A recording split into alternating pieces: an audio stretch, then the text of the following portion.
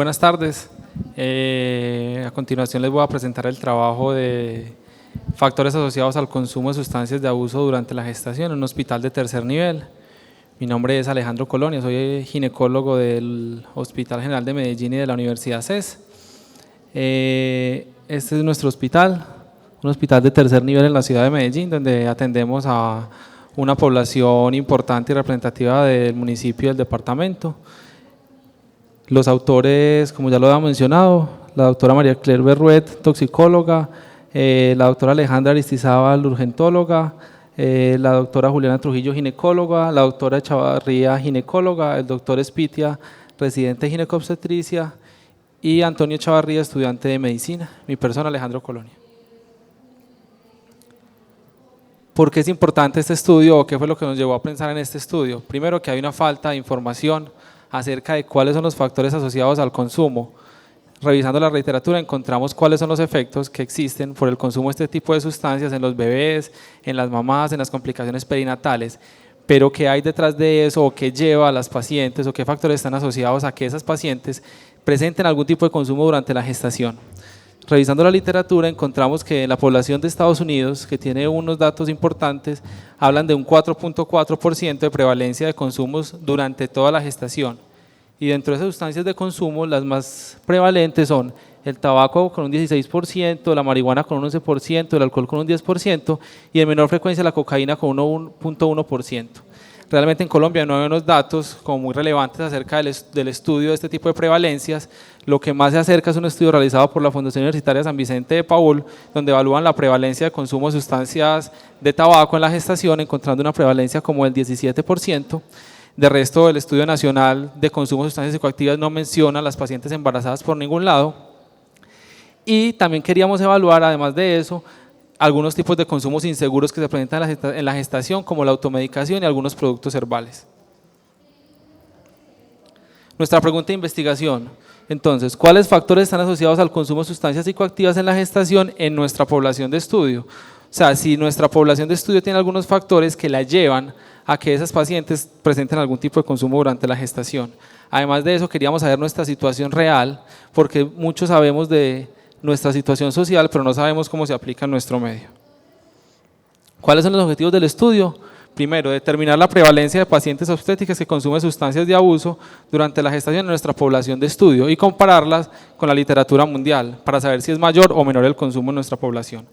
Describir el comportamiento del consumo de sustancias de abuso antes y durante la gestación, mirar si esas gestantes que consumieron durante la gestación aumentaron, disminuyeron o su consumo permaneció igual durante todo el embarazo. Además de eso, queríamos caracterizar el consumo de sustancias de abuso durante la gestación, referente al tipo de sustancia, a la frecuencia de consumo y si las pacientes tenían o no síntomas de dependencia. Y por último, que nuestro objetivo principal, evaluar los factores asociados al consumo de sustancias en estas pacientes de nuestro hospital. ¿Qué tipo de estudio se realizó? Se realizó un estudio de tipo corte transversal, donde la muestra fue un muestreo a conveniencia con un estricto censo. Sin embargo, se trató de tener un periodo de tiempo establecido, que fue el periodo transcurrido durante un mes, como para que fuera algo más representativo. Se evaluaron todas las pacientes en el posparto, en el servicio de hospitalización del Hospital General de Medellín. Se evaluó sobre todo el consumo durante toda la gestación, pero se tuvo en cuenta el consumo durante los últimos 3 meses como la variable positiva para determinar si la paciente iba a consumir durante toda la gestación, debido a que probablemente evaluar el consumo durante el segundo trimestre y el primer trimestre, pues probablemente a todas las pacientes se le aplicó un consentimiento informado donde se evaluó la confidencialidad de los datos y se aprobó por el Comité de Investigación y Ética del hospital donde se realizó el estudio. La herramienta validada que se usó para evaluar el consumo del consumo de sustancias durante la gestación fue la herramienta CIS versión 3, que es la herramienta validada por la OMS para evaluar qué tanto influye o repercute el consumo de esos tipos de sustancias en la persona. Obviamente no hay una escala para el embarazo, pero como todo tenemos que extrapolarlo pues como a la gestación. Y esto me da 3 tipos de resultados. El primer resultado es que la puntuación es baja, o sea que tiene un problema de consumo, pero ese consumo no representa un riesgo para la salud ni para los demás. Sin embargo, en la gestación no está establecido cuál es la cantidad de cigarrillos, de alcohol ni de cocaína que pueda determinar un tipo de alteración desde el punto de vista fetal. Está hecha, es más para la vida de la mamá como tal. Un riesgo moderado, entonces sí hay un riesgo ya para la salud y otro tipo de problemas derivados de su actual patrón de consumo, y un riesgo alto es cuando la paciente ya tiene un riesgo elevado de experimentar problemas graves desde el punto de vista social, económico, legal, y ya probablemente sea una persona dependiente. Se evaluaron 230 pacientes en el posparto y desde el punto de vista de descripción de nuestra población encontramos que el 74% pertenecía al área urbana de Medellín, el 88% estaba en el estrato 1 y 2, el 69.2% tenía una unión estable, sea casada o sea unión libre, y hay un dato muy importante que queríamos evaluar acá porque pues como está descrito entre los factores asociados, y es que el 22.9% de nuestras posparto habían referido a algún tipo de violencia durante la gestación, sea física, psicológica o sexual, que es un dato muy importante. Y el 26% de las pacientes habían reportado que habían sido abandonadas por su pareja durante el embarazo. Otro dato relevante que encontramos fue que el 40.7% de las pacientes referían que tenían tabaquismo pasivo durante toda la gestación, a pesar de las múltiples campañas que se ha hecho para que las pacientes embarazadas no estén expuestas a ese tipo de fármacos. De todas maneras la población sigue haciéndolo. Resulta que este dato es muy importante, el 34.6% de las pacientes consumían de manera frecuente algún tipo de sustancia al momento del diagnóstico del embarazo. Aunque no está establecido en el estudio, pero si tenemos en cuenta que la mayoría de las pacientes y sobre todo la población que estamos manejando ingresan al control prenatal o se dan cuenta de su embarazo de una manera tardía, tenemos un 34% de pacientes que posiblemente hayan estado expuestos a ese tipo de sustancias durante el primer trimestre. Y otro dato importante es que de ese 34.6% la prevalencia de consumo, que eso era el momento del diagnóstico, bajó al 9.5% al final de la gestación. O sea, de todas las pacientes que entrevistamos, casi el 10% consumieron esa sustancia que venían consumiendo y permaneció el consumo durante toda la gestación. Pero hay un dato muy importante y es que cuando les preguntábamos a las que consumían antes, durante o que permanecieron incluso durante los 3 trimestres, el 97% refirió o el consumo permaneció estable o disminuyó, convirtiéndose el embarazo como una especie de estímulo para la cesación o la estabilización del consumo. Las sustancias más comúnmente consumidas durante la gestación fueron el alcohol con un 45%, igualmente que el tabaco, y la marihuana con un 9.5%, que se parece mucho pues como a los datos de la literatura. Y al evaluar el impacto de ese consumo en la vida de la materna, encontramos que al hacer la herramienta SIST, el 68% requerían algún tipo de intervención. Como vemos en esta gráfica, encontramos que el puntaje promedio para el alcohol fue más o menos de 8, el puntaje promedio para el cigarrillo fue de 11 y el puntaje promedio para la marihuana fue de 17. Estas flechas de acá indican el punto en el cual hay que hacer intervención en las pacientes y encontramos que desde el punto de vista del alcohol, pues el promedio está por debajo del punto de intervención, pero en el cigarrillo y en la marihuana el promedio del puntaje está muy por encima del punto de intervención, o sea que muchas pacientes, más de la mitad de esas pacientes necesitaban algún tipo de intervención. Y miren que en el alcohol y en el cigarrillo hay pacientes que incluso tuvieron puntuaciones casi de 25, que es como el punto donde ya arrancamos de que la paciente tiene probablemente un problema muy severo de consumo. Y cuando buscamos los factores asociados a ese consumo, encontramos algo muy parecido a la literatura, y es que la violencia, la enfermedad psiquiátrica y el abandono de la pareja se encontraban como factores asociados al consumo de sustancias durante la gestación, con un RP de 2.49 de la violencia, la enfermedad psiquiátrica 2.29 y el abandono de la pareja con 1.86, que fueron los resultados que realmente encontramos que eran significativos. Sin embargo, hay una tendencia para que el sitio de residencia se convierta como en un factor de riesgo, y también está descrito en la literatura que las pacientes que viven en la zona urbana tengan mayor riesgo de consumo que las pacientes que viven en área rural. Y la escolaridad y la edad se comportaron como un factor protector, pero con un intervalo no significativo, que obviamente esto está afectado pues, por el tamaño de la muestra. Como discusión que queremos proponer, entonces, que la mayoría de las pacientes consumen durante los primeros 3 meses de gestación algún tipo de sustancia. Eso es importante para intervenir en la asesoría preconcepcional, el cese de consumo si las pacientes requieren o desean algún tipo de fertilidad. Que el estudio es realizado en una población vulnerable, obviamente que faltarían estudios en una población que incluya de pronto estratos altos para mirar cómo sería el comportamiento. que la prevalencia de este estudio de sustancias psicoactivas es mayor que la reportada en la literatura mundial en otros estudios locales. El embarazo, y hay que aprovecharlo, puede ser un estímulo para disminuir o aprovechar y hacer la cesación del consumo de estas pacientes. Hay una pregunta muy relevante para hacer y es ¿qué va a pasar con esas pacientes? Que el embarazo fue un estímulo para cesar el consumo, pero ¿qué va a pasar con las pacientes en el posparto? La lactancia, ¿será que las pacientes sí tienen ese mismo concepto de la gestación en la lactancia? Habría que hacer un estudio para confirmarlo. Solo un bebé presentó una abstinencia fetal, sin embargo, como el tamaño de la muestra es tan pequeño, pues encontrar resultados sería muy difícil. Pero como ya es sabido, los efectos de los consumos de sustancias psicoactivas durante la gestación no solamente se ven reflejados en el resultado perinatal inmediato, sino en la vida futura del recién nacido, del bebé que hace trastorno de déficit de atención, del bebé que hace obesidad, pues un montón de factores que ya están descritos y ya están estudiados. Como en todo estudio hay que dar las limitaciones de nuestro estudio y es que obviamente es una muestra que solamente representa un mes, pero es una muestra que puede ser en teoría significativa y que obviamente tiene las limitaciones del tipo de estudio, es con sesgos de memoria y que probablemente sería muy bueno hacer un estudio prospectivo para seguir esas pacientes.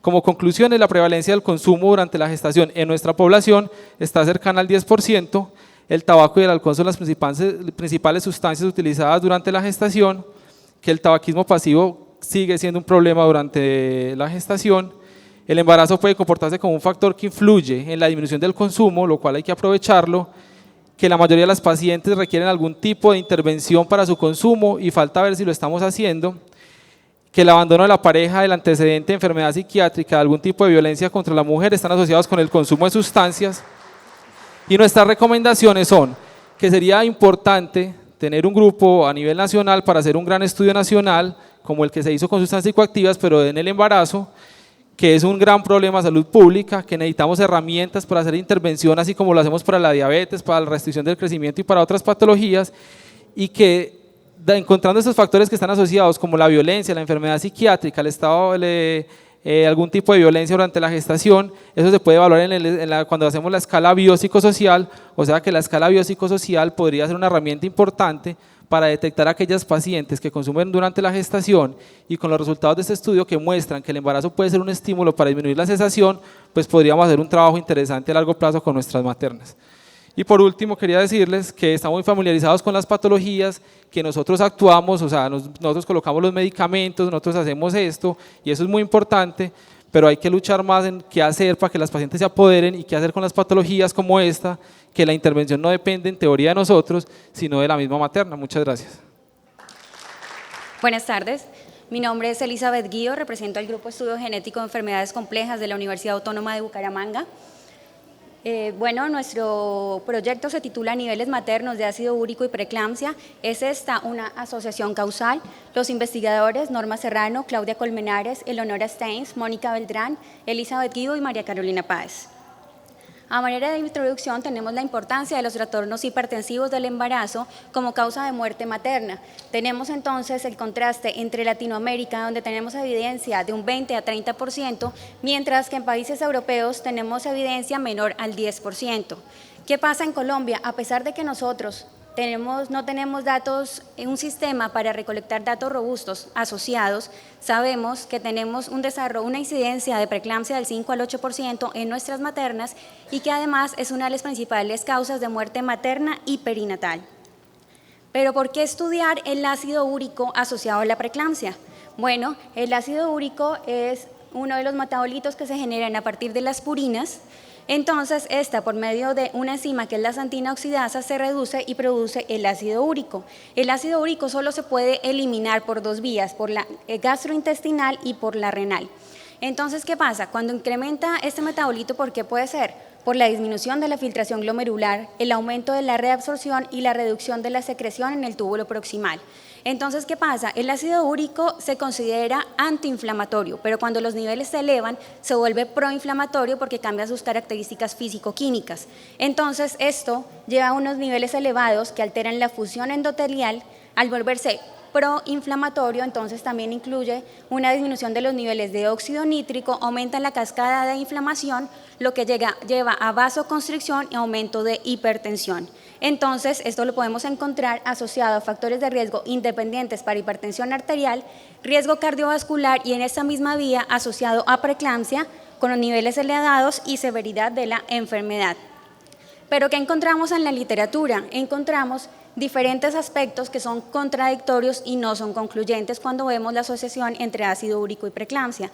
Acá tenemos algunos ejemplos, un estudio de 572 casos donde no hay pruebas suficientes para establecer conclusiones firmes, metaanálisis donde evidencia que el suero es un pobre predictor de complicaciones.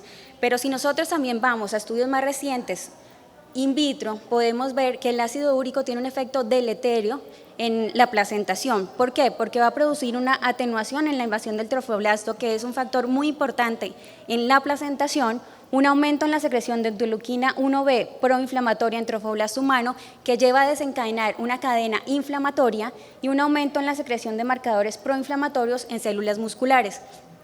¿Qué podemos evidenciar con eso? Que puede haber la existencia de un factor biológico que está interfiriendo desde el momento de la placentación y que está causando graves factores dentro de la preeclampsia. Entonces, a partir de esto, nuestro objetivo fue evaluar la asociación entre los niveles séricos de ácido úrico con la presencia de preeclampsia en mujeres colombianas primigestantes. Nuestra metodología es un estudio genética en preeclampsia multicéntrico, es un estudio observacional, prospectivo y analítico de casos y controles. Nosotros incluimos primigestantes menores de 26 años con y sin preeclampsia que fueron captadas en 12 instituciones de Colombia de 8 ciudades. Nuestros criterios de exclusión: antecedentes de hipertensión, diabetes mellitus o diabetes gestacional, enfermedad renal o enfermedad autoinmune. La definición de casos: pacientes con más de 20 semanas de gestación con hipertensión por 140/90 miligramos de mercurio, proteinuria con mayor o igual a 300 miligramos en 24 horas o tirametría de 2 cruces o más en muestra aislada sin evidencia de infección del tracto urinario. Para definir preeclampsia temprana, menor de 34 semanas de gestación, intermedia de 34 a 36 y tardía más de 37 semanas. Como controles: pacientes normotensas al término de la gestación sin presencia de proteinuria. ¿Cómo realizamos la medición de ácido úrico? Fue por medio de un método colorimétrico con una sensibilidad de 0,35, con un límite de detección de 2,1 a 23 miligramos por decilitro. La cuantificación se realizó por medio automatizado, usando también controles de calidad internos y externos, y el personal encargado desconocía la clasificación de las muestras como caso o como control.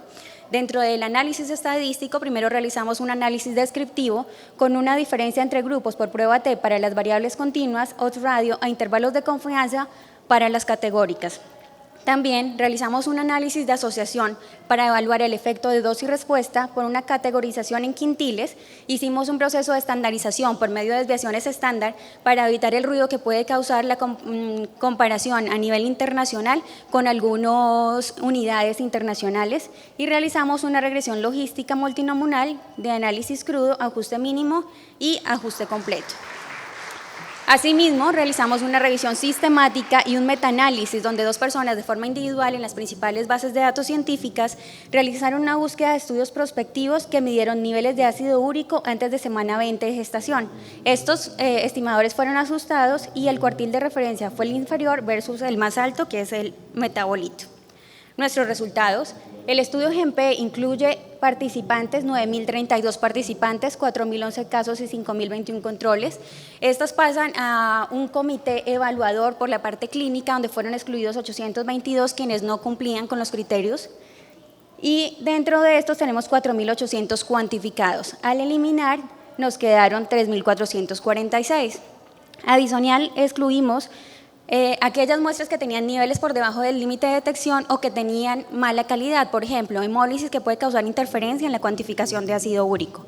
En conclusión, el estudio que les estamos presentando incluyó 1.365 casos y 1.886 controles. En esta tabla podemos evidenciar las características clínicas y demográficas de los participantes del estudio, donde encontramos diferencias de 3 a 6 meses en la edad entre casos y controles. La diferencia en edad gestacional, que lo esperábamos por el tipo de estudio, de 2.5 semanas entre casos y controles, una diferencia significativa de presión arterial, siendo los casos con un incremento de 36.8 milímetros de mercurio en la sistólica y de 27.8 milímetros de mercurio en la diastólica. A nivel de etnicidad no tenemos diferencias significativas, pero sí tenemos unas en la etnicidad indígena, no por el número de casos, porque tenemos 13 casos y 9 controles. Asimismo, pesan las variables como antecedentes de madre preeclámptica, hermana preeclámptica y embarazo múltiple. En esta gráfica podemos observar la asociación entre quintiles de ácido úrico y la presencia de preeclampsia, observando que en el quintil superior con 5.7 miligramos por decilitro existe un mayor riesgo asociado a preeclampsia aproximadamente de 2.1. En esta tabla es un estudio de niveles de ácido úrico con la presencia de preeclampsia y podemos ver la tendencia. Sin ajustar tenemos una significancia estadística con 1.31 radio y a medida que realizamos el ajuste vemos cómo va cambiando, pero que en ningún momento afecta el análisis y la significancia estadística. Y al terminar de hacer todos los ajustes tenemos un OR de 1.21. El que más afectó fue la edad gestacional, bajando un OR de 1.3 a 1.9, pero en sí todos presentan una significancia estadística. Aquí podemos observar en el eje de las X el odds radio logarítmico y aquí por presencia de la enfermedad a nivel temprano, intermedio o tardío. Podemos observar una leve tendencia en que cuando es temprana la preeclampsia tenemos una mayor asociación versus la preeclampsia tardía, pero no es estadísticamente significativa porque aunque se evidencia como una ligera tendencia, los intervalos de confianza se extrapolan. En cuanto al metaanálisis, encontramos solo 3 estudios en donde se hacía cuantificación en la semana 20 en comparación con los resultados de GEMPE. Acá en el ROMOI observamos el agrupado del metaanálisis con un OR de 1.46. Al agregar nuestros resultados en GEMPE, también encontramos un OR de 1.49. Entonces, a pesar de que fueron diseños metodológicamente diferentes, observamos que el OR es similar de 1.46 y de 1.41. Bueno, entonces los niveles elevados de ácido úrico se asociaron con el riesgo de preeclampsia en nuestro estudio. No hubo una diferencia estadísticamente significativa por momento de inicio de la preeclampsia. Y los resultados del metaanálisis de cortes prospectivos concuerdan con lo encontrado en nuestro análisis observacional. Entonces, los niveles séricos incrementados de ácido úrico se asociaron con el riesgo de desarrollar preeclampsia en nuestras gestantes colombianas. ¿Qué se requiere? Aumentar estudios de aleatorización mendeliana que serían útiles para confirmar o refutar el papel causal del ácido úrico con la preeclampsia. Y también, si encontramos unos resultados positivos, esto apoyaría un ensayo clínico aleatorizado a gran escala, utilizando intervenciones que disminuyan los niveles de ácido úrico como estrategia de prevención en preeclampsia. Agradecimientos a las mamitas que dieron su muestra, su dato, su consentimiento para que este estudio fuera posible. Agradecimiento a todas las instituciones colombianas que han participado, a todos los clínicos que durante estos años de GEMPE han contribuido como coinvestigadores de diferentes proyectos y que han contribuido con su tiempo y su conocimiento. Gracias. Mi nombre es Luisa Fernanda Muñoz, soy residente de Ginecología y Obstetricia de la Universidad de Antioquia. Vengo a presentarles el proyecto denominado Potencial Disminución del Uso de Antibióticos con la implementación de una prueba rápida para detectar de manera oportuna la colonización por estreptococo del grupo B. En este proyecto me acompaña Alexandra Vélez, residente también, la doctora Isabel Cristina Izaza, ginecóloga del Hospital San Vicente, microbiólogo de la institución Santiago Ateortúa, y el doctor Hernán Cortés, a quien agradecemos por confiar en los residentes para traerles a ustedes la información el día de hoy. Entonces, para iniciar como un poco los resultados de este estudio que les vamos a mostrarles de manera preliminar, todavía se encuentra en curso, para hablar del estreptococo del grupo B, una bacteria gran conocida por todos nosotros quienes tratamos a las pacientes obstétricas día a día, sigue siendo todavía una de las principales causas de morbimortalidad en los Estados Unidos, donde datan y llevan muy bien sus registros desde hace varias décadas. Hace parte del espectro de enfermedad temprana y tardía, según se presenta en la primera o más allá de la primera semana de vida del neonato, y puede presentar sepsis, neumonía o meningitis. ¿Qué es lo importante sobre la infección por estreptococo del grupo B? La mortalidad, que puede ir desde un 2 al 3% en los neonatos de término y puede subir hasta el 20-30% en los neonatos pretérmino. Cuando uno tiene una mamá embarazada colonizada por estreptococo del grupo B, entre el 10 al 30%, como veremos más adelante, puede variar según la población de estudio. El 50% de los neonatos tienen el riesgo de ser colonizados, de ellos el 98% va a ser asintomático, es decir, no le va a pasar nada, pero es el 2% al que le da enfermedad invasiva de manera temprana el que queremos impactar.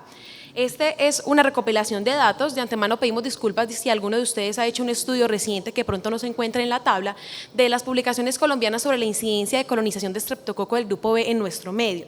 Pueden ver en la tabla a la derecha, en la columna a la derecha, cómo hay un rango bastante amplio que va desde el 0.38 en el Hospital Militar de Bogotá en el 2010 hasta el 37% en la Clínica Rafael Calvo en Cartagena. Es de llamar la atención que en la Clínica Colombia en Bogotá en el año 2008, el estudio más grande con la población de 1.000 pacientes, ellos iban con una incidencia del 1.7% y cuando cambiaron la metodología de la toma de la muestra, determinaron al final de su estudio y concluyeron que era de un 16%.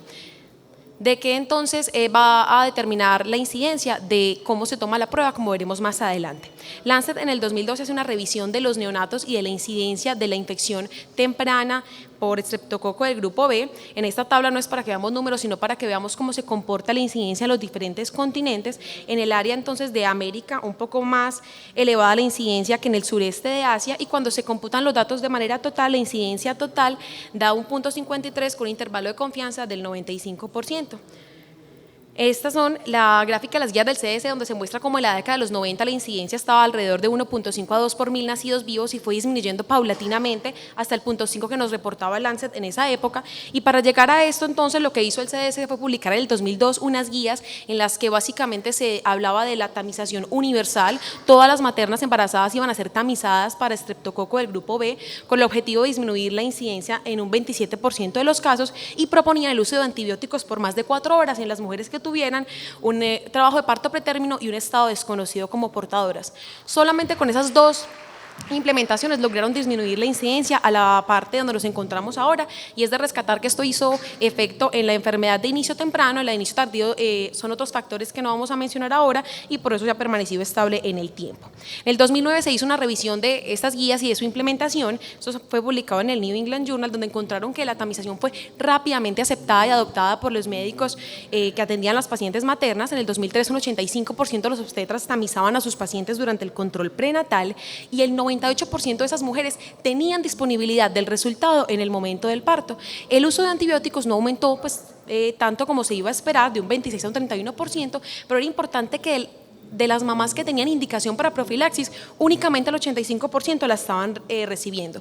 Cuando se analizaban las mujeres que habían tenido hijos que presentaron la enfermedad de manera temprana, llamó la atención entonces que el 61% de los niños enfermos tenían mamás con cultivos negativos. De ahí surgía la duda de qué estaba pasando con los cultivos y cuál era la calidad del desarrollo de las pruebas entonces en el laboratorio.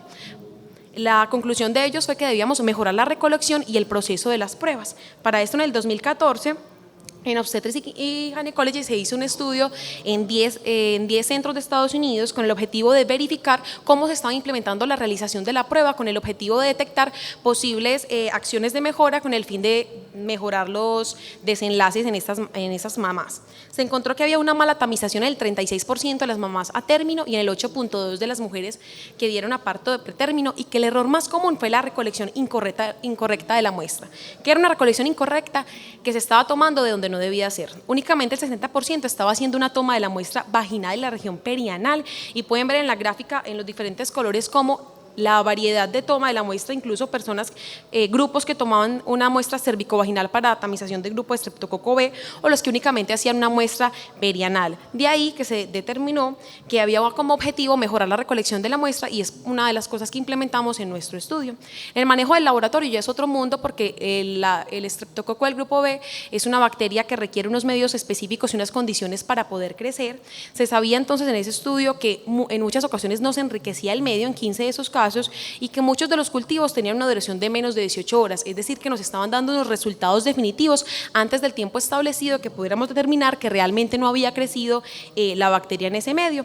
Ellos dieron unas recomendaciones donde sugerían entonces que un buen cultivo para estreptococo del grupo B debía llevar entre 36 y 48 horas, debido a que una vez la primera fase fuera negativa se debía reincubar, y de ahí entonces que las mamás que llegan con trabajo de parto pretérmino o con ruptura de membranas, la imposibilidad de que estos cultivos nos aporten datos que puedan ser prácticos en el desarrollo pues de nuestra labor. En este momento en Colombia, en el 2013, las guías de práctica clínica son claras en que se adoptó entonces la tamización universal para estreptococo del grupo B en todas las mujeres en el control prenatal de la semana 35 a la semana 37. Y este es un estudio que se encuentra también publicado en los pósters en la parte de afuera de la doctora Roldán en el 2014 en el Hospital San Vicente Fundación, donde se hizo un análisis de cuál era la adherencia a esas guías del CDC, y pueden ver que entonces de 428 candidatas a profilaxis, únicamente el 68% estaba recibiendo la profilaxis, y paradójicamente el único caso de sepsis neonatal fue dentro de esa paciente que recibió profilaxis para estreptococo del grupo B. ¿Cuál es una preocupación que está ahondando entonces ahora en el mundo? Que el uso generalizado de profilaxis antibiótica puede desarrollar resistencia, y casos en Japón ya se han reportado cepas de estreptococo del grupo B que tienen resistencia a la penicilina, van aumentando paulatinamente la concentración inhibitoria mínima, y hay mutaciones genéticas en algunas proteínas ligadoras de la penicilina que nos pueden decir que a futuro podemos tener que luchar con unos estreptococos resistentes. Con este panorama entonces nos preguntamos si en nuestro medio el cultivo tenía una baja sensibilidad o no estaba funcionando de la manera como esperábamos que lo hiciéramos, si había una baja adherencia, puesto que en nuestro medio, en nuestro hospital, la mayoría de las mujeres no llegan con el cultivo que se les debió haber realizado en el control prenatal, y que el uso indiscriminado de antibióticos, es decir, como no tiene, entonces toca. Nos preguntamos si con la disponibilidad de una prueba rápida para la detección de estreptococo del grupo B pudiéramos disminuir la frecuencia del uso de profilaxis antibiótica en este tipo de pacientes. Lo que buscábamos entonces era estimar la proporción de pacientes con ruptura de membranas y con trabajo de parto pretérmino en quienes se hubiera podido evitar el uso de antibiótico de manera profiláctica si hubiéramos conocido previamente el estado de colonización, determinar la frecuencia de colonización en nuestra población y describir la población.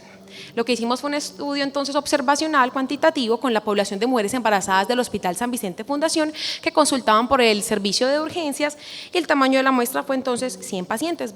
Ya verán cuántas llevamos a continuación. Como criterios de inclusión estaban las pacientes con trabajo de parto pretérmino, menor de 37 semanas, y con una dilatación cervical mayor de 3 centímetros. Utilizamos 3 centímetros como punto de corte para evitar unas mamás que de pronto no fueran a evolucionar y en que no pudiéramos comparar qué tan eficaz fue la prueba en vista de que no terminaran en el parto de manera pretérmino. Y las mujeres con ruptura prematura de membranas. Excluimos a las mujeres que estaban en manejo expectante, las que tuvieran trabajo de parto avanzado y las que hubieran usado antibióticos, con el fin de excluir estas pacientes en las que quienes no hubiéramos podido determinar que la prueba rápida sí iba a ser útil, las que estaban muy avanzadas porque iban a salir antes de que la prueba pues pudiera llegar el resultado, y en las pacientes en manejo expectante porque en ellas uno en la clínica sí podría utilizar pues el cultivo porque podría esperar las 36 horas. ¿Qué prueba usamos? Usamos una prueba de reacción rápida de polimerasa llamada Cepheid-Spert. Se escogió la prueba entonces por beneficio porque en el hospital ya contábamos con el dispositivo y con el personal entrenado para el manejo de la prueba. Lo que hace la prueba es detectar una parte del DNA de la bacteria, lo que nos permite entonces identificar la presencia de la bacteria no solamente viva, que es el problema del cultivo, sino también cuando de pronto por tomas de la muestra la bacteria no pudo crecer, pero se encuentra y se detecta su presencia. Es una prueba que ya está estandarizada, está validada, es una prueba que tiene pues como amplia bibliografía, y dentro de las que estaban disponibles en el medio, esto es una referencia del CDC del 2010, sabemos que era la que tenía mejor sensibilidad y especificidad. No teníamos conflictos de intereses, no recibimos ningún apoyo económico del laboratorio, no muestras gratis, y fue una fundación Pedro Nel Cardona quien nos donó las muestras para poder realizar y llevar a cabo nuestro estudio. Hasta el momento en el hospital se llevan 41 pacientes atendidas. Uno de los inconvenientes que hemos tenido con la recolección de las pacientes ha sido el uso de antibióticos de manera temprana de los sitios de remisión. La mayoría de las pacientes que llegan a nosotros son pacientes remitidas de primeros o segundos niveles, entonces ya han recibido un curso de antibióticos profilácticos. De esas 41 pacientes, 6 presentaron la prueba molecular positiva, y es de llamar la atención que 4 de ellas el cultivo resultó negativo. De ahí que entonces empezamos a cuestionar cómo estábamos tomando la muestra muestra, a pesar de que para nuestro estudio fue muy claro que la muestra está siendo tomada tanto de hisopado vaginal como rectal en el medio correspondiente y que se tiene instruido todo el personal, no solamente de la parte clínica, sino del laboratorio, para que la prueba sea procesada. El resultado nos llega en aproximadamente 45 minutos, se demora el prototipo en el laboratorio para dar el resultado y ya lo que se demore pues en llegar por parte del mensajero. Calculamos entonces la incidencia con las pacientes que tenemos hasta el momento. Es de anotar cómo, calculando la incidencia con únicamente la prueba o con la prueba y el cultivo, puede variar entre el 14 y el 4.8%, de ahí la importancia de realizar la toma adecuada de las pruebas. Y calculamos qué Doctora, porcentaje tiene de pacientes 2 minutos. tenían, sí señor, qué porcentaje de pacientes había sido un uso de antibióticos innecesario. Nos dio un 85% de mujeres en quienes pudimos haber determinado con el resultado de la prueba que no necesitaban antibióticos y evitar el curso. ¿Qué conclusiones preliminares tenemos? Cuestionamos el desempeño del cultivo en nuestro medio, hay que analizar las partes del laboratorio, toma de la muestra, recolección y transporte, asegurar los medios de cultivos entonces adecuados, una incidencia similar a la reportada pues con amplios rangos de incidencia, una alta tasa de uso de antibióticos innecesarios. Sabemos que a futuro esto nos puede dar pie para llevar y ampliar la investigación con el grupo de pediatría para mirar en realidad qué número de pacientes presentaron sepsis neonatal y poder hacer un estudio más amplio. Básicamente son los resultados de nuestro estudio preliminar. Esperamos poder el próximo año estarles presentando los resultados definitivos. Muchas gracias.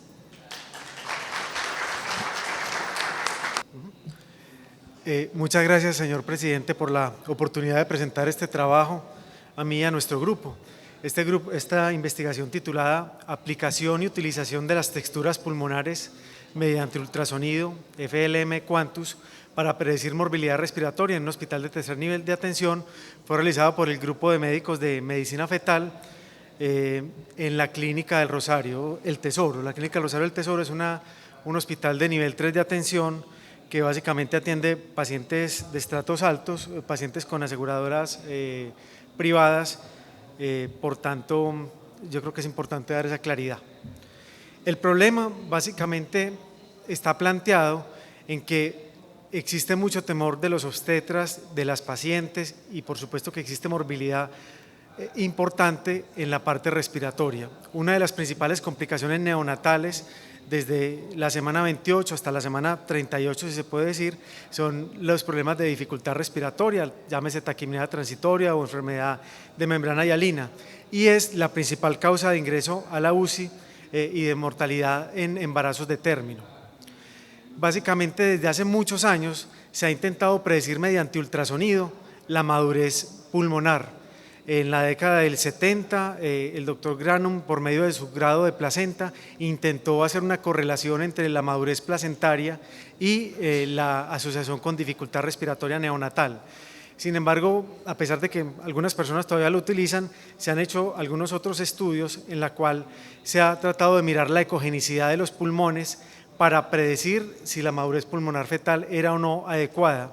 Estos estudios nunca, digamos, fueron desarrollados más allá y por su variabilidad en la presentación y por estudios, digamos, diversos, no avanzaron. Sin embargo, un grupo español introdujo las texturas pulmonares mediante un análisis SOWAR a lo largo de la gestación. Ellos primero hicieron un estudio en la cual ellos miraban cómo era el análisis de la textura pulmonar a lo largo de la gestación y hicieron una correlación de este análisis con la edad gestacional. Posteriormente, este mismo grupo publicó en el American Journal acerca de la correlación que existía de las texturas pulmonares mediante ultrasonido y este software que diseñaron con una prueba que se llama el TDX, que es una prueba de Abbott, en la cual es una prueba que en Europa puede ser el gold estándar para la madurez pulmonar fetal. Y posteriormente, ellos en su hospital, que es el Hospital Clínic de Barcelona, hicieron una correlación de las texturas fetales con el síndrome de dificultad respiratoria neonatal. Este artículo fue publicado en el Obstetrics and Gynecology en el 2014 y a partir de ahí este grupo patentó este test que se llama el FLM Quantus y tuvo la aprobación europea para la comercialización y están tratando de comercializar este test a nivel mundial.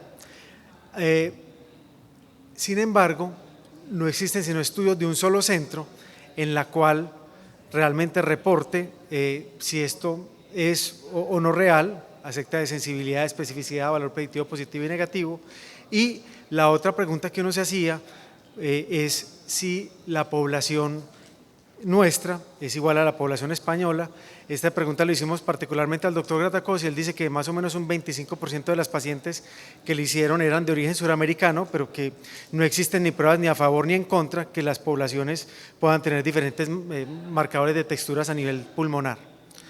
Entonces, nosotros lo que hicimos, el objetivo era evaluar la aplicación y reproducibilidad del método FML Quantus y su correlación con la morbilidad respiratoria neonatal en una serie de pacientes de alto y bajo riesgo en un hospital de tercer nivel de atención en la ciudad de Medellín.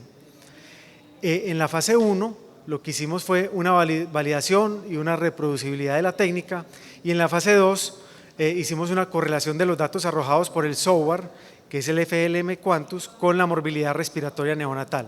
Fue un estudio de tipo cuantitativo, descriptivo, de corte retrospectiva.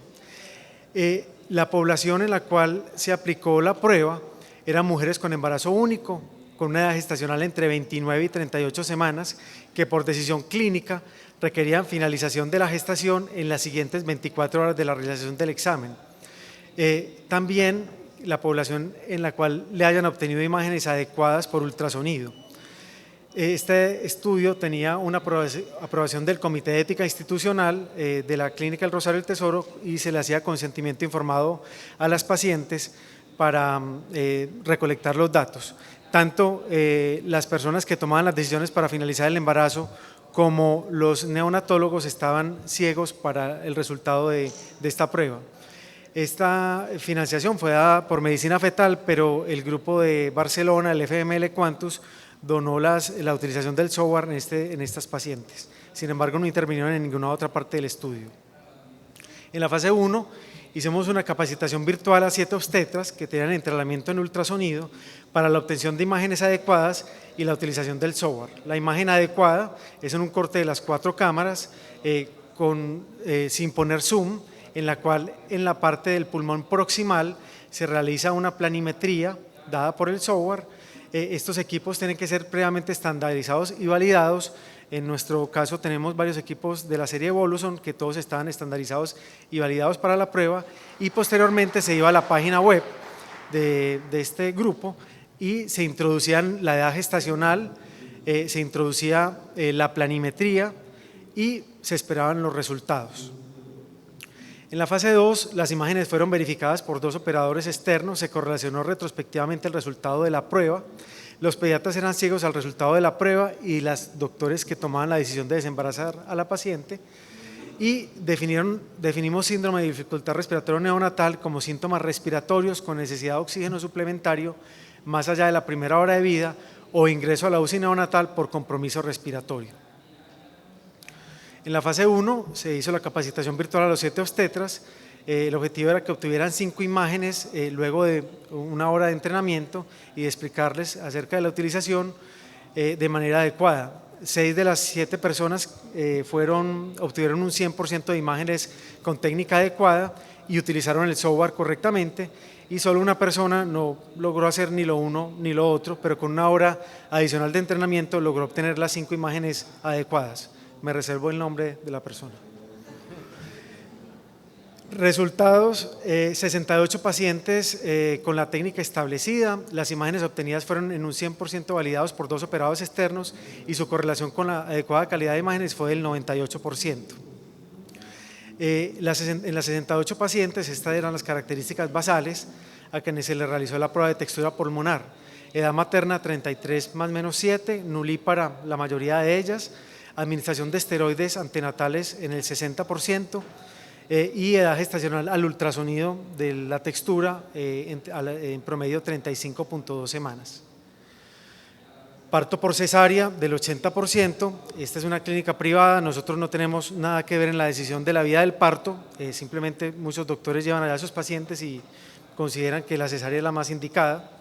La edad gestacional al parto fue de 35.2 semanas y la razón del parto fue espontáneo en el 16%, por compromiso materno-fetal 45% o por cesárea electiva el 38%. Vale la pena recordar que en esta clínica hay un protocolo de tratar de no hacer cesáreas selectivas en pacientes de la semana 39, pero como les digo, es decisión del obstetra si se hace o no se hace esta cesárea. El peso neonatal fue de 2.520, la admisión a UCI fue del 22% y no existieron muertes neonatales en el grupo. Al analizar con la tabla de 2x2 de sensibilidad y especificidad en estas 68 pacientes de bajo y alto riesgo, se encontró una sensibilidad del 81%, una especificidad del 96%, con un valor predictivo positivo del 64% y un valor predictivo negativo alto del 91.2%. Estos son los resultados de Barcelona y su correlación con las otras pruebas de maduración pulmonar que son estándar. Como ustedes saben, existen en nuestro medio y pues en Estados Unidos y en Europa la relación lecitina-esfingomielina, el fosfatidilglicerol, el conteo de cuerpos lamelares, pero cuando uno analiza la sensibilidad y especificidad del grupo de Barcelona con respecto a esto, son similares, qué pena que no se ve bien acá, se ve muy bien, son similares respecto a valores predictivos negativos con respecto, por ejemplo, al conteo de cuerpos lamelares, a la lecitina-esfingomielina. En nuestro grupo nosotros digamos que nos aproximamos mucho a lo publicado por el grupo de Barcelona, 80 versus 81% de sensibilidad, 86% versus 96% en el grupo de especificidad, 64% versus 62% en el valor predictivo positivo y 96 versus 91% en el valor predictivo negativo. Nosotros digamos que tenemos una debilidad y es la alta tasa de cesáreas. Ustedes saben que la cesárea se asocia a morbilidad respiratoria neonatal y la definición de morbilidad respiratoria a veces es difícil con los parámetros que se dieron respecto a taquimia transitoria, enfermedad de membrana hialina, etcétera, etcétera. Y lo segundo es que nuestra muestra es mucho menor. Como discusión podemos decir que el grupo de Barcelona está recogiendo un estudio multicéntrico en la cual la Clínica Universitaria Bolivariana participó, tratando de recoger pruebas de textura en diferentes países del mundo para ver su aplicación y ver si esta prueba se puede aplicar o no. Nosotros encontramos que en personal con entrenamiento con ultrasonido la reproducibilidad del método estandarizado para texturas pulmonares es muy alta, y segundo, que en nuestra población de gestantes de alto y bajo riesgo la aplicación de esta prueba tiene una fácil reproducibilidad de aplicación con una buena correlación respecto a morbilidad respiratoria. Muchas gracias por la oportunidad de presentar nuestro trabajo. Si hay alguna pregunta o algún comentario, con el mayor de los gustos. Muchas gracias, doctor Sanín. ¿Alguna pregunta, Hernán? Yo tengo dos preguntas. La primera es que no sé si me perdí, pero ¿cómo hace el resultado de la prueba? ¿Positivo para dificultad respiratoria? La prueba que reporta el software, pues en aras del tiempo no la ve, entonces uno lo mete al software y hace la planimetría y uno lo envía. Y el software más o menos a los 5 o 10 minutos te envía un correo en el cual dice alto riesgo de morbilidad respiratoria o bajo riesgo de morbilidad respiratoria. Lo que hicimos nosotros fue la correlación de ese resultado con la morbilidad respiratoria, el que nos daba la prueba. Y la segunda pregunta, usted mismo lo mencionó, es una clínica pues de un nivel económico alto y uno cree pues que muchos de esos niños van a terminar en la UCI ante cualquier sospecha. ¿No era mejor haber evaluado parámetros más claros como gases arteriales, saturación, para poder correlacionarlos? No simplemente porque el médico le pareció, y le insisto, probablemente la probabilidad de llevarlo a UCI. ¿Tú dices como por ejemplo la FIO2 o...? Sí, algún parámetro que sea más medible que la opción de que el pediatra lo quiera meter. Sí, me parece interesante. Yo realmente no había analizado esto, pero la decisión, el pediatra estaba ciego, digamos, al resultado, y fue decisión, si pasaba la primera hora y requería oxígeno o ingreso a la UCI neonatal, se catalogó como morbilidad respiratoria. Yo realmente, si algún neonatólogo de pronto nos puede ayudar en la sala, pero realmente esa fue como la definición que se dio. Realmente la prueba lo que analiza es el riesgo de morbilidad respiratoria, no analiza si va a terminar intubado, si va a terminar con acidosis respiratoria, acidosis metabólica. Lo único que habla es morbilidad respiratoria. no la severidad, ¿de acuerdo? De hecho, analiza y ellos definen morbilidad respiratoria desde simplemente algo transitorio, ya lo incluyen como morbilidad respiratoria, es decir, tratan de tener tasas de sensibilidad muy altas, tratando de incluir incluso casos tan leves como estos, pero eso sí, con la tasa de falsos positivos es del 10% más o menos, Quique. Sí. Listo. Yo te felicito, Quique, por la presentación, es un método muy novedoso. Yo tengo un par de preguntas. ¿Qué tipo de curva de aprendizaje llevaron para hacer la fase de validación? No hicimos curva ROC, simplemente lo que hicimos fue… No curva ROC, sino No. curva de aprendizaje No. para llevar la validación. No hicimos ninguna, simplemente lo que se hizo fue, como lo describí ahí, es una hora digamos, de estandarización de la prueba, de explicarle cómo era el software y luego a los clínicos se les exigió hacer 5 pruebas que estaban pues por fuera del estudio, 5 pruebas en pacientes y ver si existía correlación o no. Solamente una de esas personas no logró ni obtener las imágenes adecuadas ni utilizar el software adecuadamente. Es decir, la estandarización para que la persona hiciera o tuviera el aval para hacer la prueba para el estudio era que hubiera hecho 5 imágenes con 5 análisis en el software. Eso es interesante porque las curvas de aprendizaje pueden permitir a uno llegar a establecer cuál es el punto que llega a necesitar de experticia una persona para llegar a adquirir la capacidad de llegar a emplearla, ¿no? Claro. Ese es el primer punto. El segundo punto es que cuando uno emplea Quantus FM, uno, si tiene un caso que da positivo y la prueba fue negativa, ellos te arrojan después un resultado del por qué pudo haber sido, te hacen un análisis de eso. ¿Tuvieron análisis de los casos que no llegaron a detectar? Sí, nosotros después hicimos la correlación porque ellos digamos que hacen una retroalimentación, sobre todo cuando está uno en fase inicial, respecto a la calidad de la muestra, respecto a si hicieran bien la planimetría, pero como esto fue altamente estandarizado, previamente ya existía un filtro, que 2 observadores dijeran que las imágenes sí eran buenas, por tanto, digamos que ellos no nos encontraron, no nos devolvieron, digamos, mayor retroalimentación. Básicamente fue eso. Yo quería… tú mostraste que eran cesáreas selectivas, que no había indicación, no conocían y no tenían injerencia al resultado, pero me da la atención que la edad promedio fueron 35 semanas. Sí, Mónica. ¿Cuál era la indicación de… Sí, Mónica. O sea, ¿qué saben ustedes ahí? Porque se alcanzaban a mezclar, digamos, unos bebés a término, algunos pretérmino, y aunque usted no tenga indicación o injerencia en el momento de desembarazar, si hay algún análisis o van a hacer un subanálisis o qué quieren hacer con respecto al grupo. No, yo creo que sí, acá, podría cambiar con digamos respecto que a eso. Lo que tratamos fue como de agrupar respecto a la razón del parto que tomó el clínico.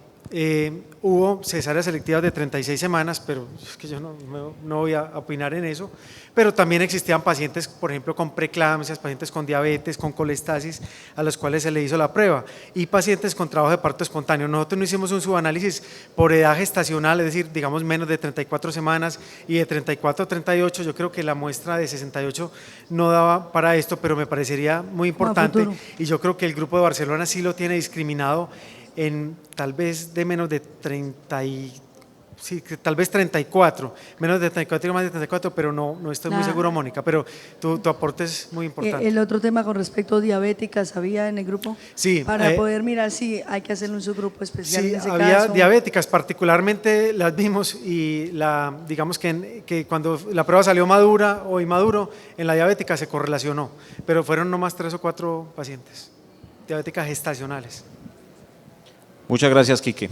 Muy amables a todos por su presencia y por la participación.